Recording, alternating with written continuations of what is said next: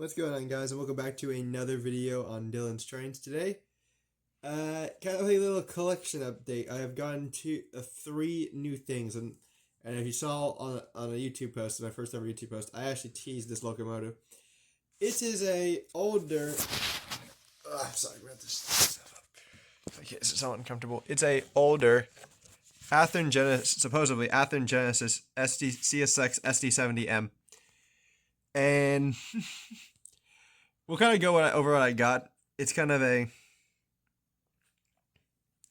basically like how I got this locomotive is like the basically like the OSMR club. A lot of people are a guy was getting like downsizing his collection, so a lot of his stuff was for sale there, and there's still quite a bit of it there, like locomotives, nice locomotives and stuff. And lo and behold, that this engine was one of them. Now, he's more into DC. He didn't actually know this thing was, because this thing in a second is DCC sound equipped. I'll show you in a sec. But this locomotive, and the price point I got this locomotive was actually pretty much a steal.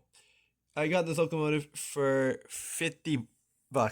Yeah, this is a DCC sound equipped early Athearn Genesis model. So you'll probably see that when it's running, but for $50, I mean, that's pretty awesome. It's probably go for like 150, maybe 200 on other websites. So, but yeah, CSX, obviously prone to my area. I've seen the SD70Ms plenty of times. And this one's actually my first CSX locomotive in YN2 paint, because everything else I own is in YN3, so it's kind of a nice different paint job. But yeah, that's kind of the first thing. It's, yeah, an Athearn Genesis model for $50. That is not going to be. Next up, and actually, I'm going to show off the sounds because this whole because I have the new cars in this train, it takes a while. So here's the sounds sequence.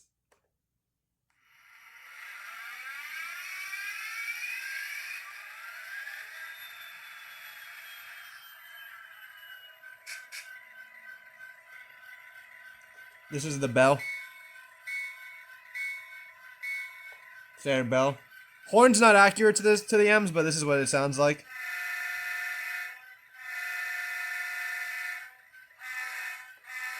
Pretty much just your standard. But yeah, I don't know if I'll be able to change the sound files in this thing. I do not know if this is a decoder that can do that. If I can change the horn sounds, maybe I'll change it to like an actual SD70M like horn that like the K5LAs I believe they use. So yeah. But I think we're gonna like roll the train a little further because we have two freight car new additions on it. So we'll just roll her up just a tiny bit, like that. And we're actually gonna mute the sounds so all this engine's active. The next purchase that I got from his collection was a cotton belt, like 50 flat car. I believe it's a 53-foot flat car, I believe. And it came with the containers too. So yeah, it's kind of like I'm more into like I'm trying to model intermodal traffic, and this freight car was there. It was. I didn't get it till yesterday, of the time of me recording it, because I asked a club member to hold on to this freight car so nobody would take it. Like, because yes, I did that just so I could pay the guy who's selling these up front, and then basically just get the. So yeah, basically this whole freight car with the containers and stuff came for $10, and it's pretty good. Nice freight car, big, probably my longest freight car. I think it's definitely it's close to it. I have to like measure like on them. Because definitely longer than the Superliners. But yeah, that's kind of just it. These containers that came with it. It's going to be nice to play with the intermodal equipment or just in manifest in general. This is probably my longest freight car. Kind of just like a nice little addition to the fleet, especially because I like intermodal equipment. As you can see, I'm kind of running an intermodal train as is. But yeah, that's kind of just it. $10. For that, now I'm gonna get $46.79 to pull up ahead, and we're gonna sit in the last freight car in this train because just to show you, and it's actually another well car. Let's see if we stop it right in front of it. Let's go a little more, and then there. We have a Burlington Northern 48-foot well car. Now I want more in container related equipment. I don't have any more containers, so this thing's kind of just running as an empty load for now. But the 48, foot well cars are kind of like kind of my staple because I have like two of them, one BNSF and one TTX already. They have their own containers in them. This one does not because I don't have any other containers. Might have to make a run down to my local hobby shop to grab a 48-foot container, maybe even double stack them. I feel that'd be kind of cool.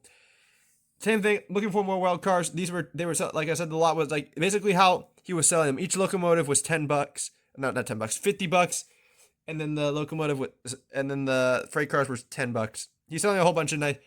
So this freight car does have, I think, a little issue with it is that the coupler's height is so low on this thing compared to my other well cars where they're a bit higher. So yeah, that's why this box car's there, just because it's like it's around the same height as this, so it doesn't disconnect and uncouple itself. But that's kind of just it but that's basically it as of right now. So yeah, the 4679 is the newest addition. Actually my first locomotive I've purchased this whole year. So great to have a new locomotive in the roster to especially DCC sound equipment, which means I can run at the club and not hog a main line with DC. The new freight cars are a great addition too. I will kind of leave you guys video of the new trains running, plus a little local with a street trolley on the flat with 15. Of course, 1545 is on the second main. But yeah, that's kind of just it. I'll leave you guys footage of the trains running. The next time I'll go to the club, 4679 will be the engine of choice pulling the train that I decide to bring. But yeah, anyways, before I actually go, I just remember something.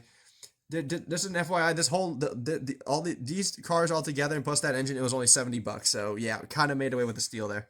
But yeah, anyways, guys, take care, stay safe. I'll see y'all in the next one on Dylan's Trains.